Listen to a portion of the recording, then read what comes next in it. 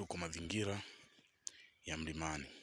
Kama ilivyo desturi, lazima tufike kwa ajili ya ibada ya maombi huko mlimani.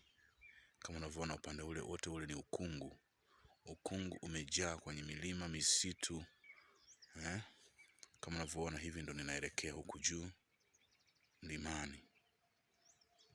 Mungu atutangulie, Mungu atuwezeshe, atutie nguvu tuweze kufanikisha kwa ajili ya utukufu wake. Tunatafuta uso wa Mungu, tunatafuta nguvu za Mungu, tunatafuta utukufu wa Mungu.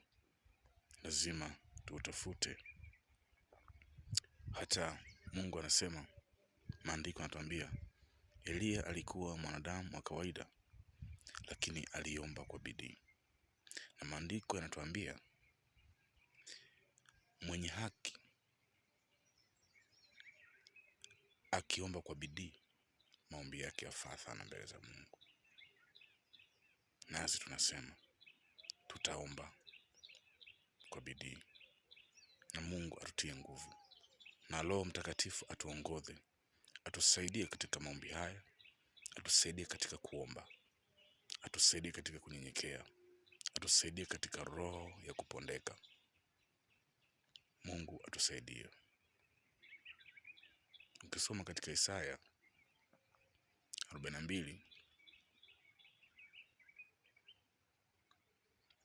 kuanzia mstari wa 3 na 4 na 5, Mungu anasema, mwanzi uliopondeka hata uvunja, wala utambi unaofuka moshi hata uzima. Neno la Bwana linasema, hakika yeye ni Mungu na atabaki kuwa Mungu.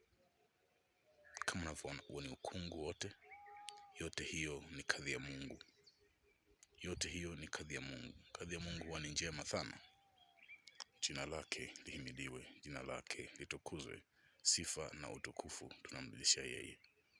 Kwa kuwa hata Yesu wakati yuko hapa duniani aliwaponya, alifufua viwete walitembea, vipofu waliona, viziwi walisikia. Lakini akasema sifa hizi na utukufu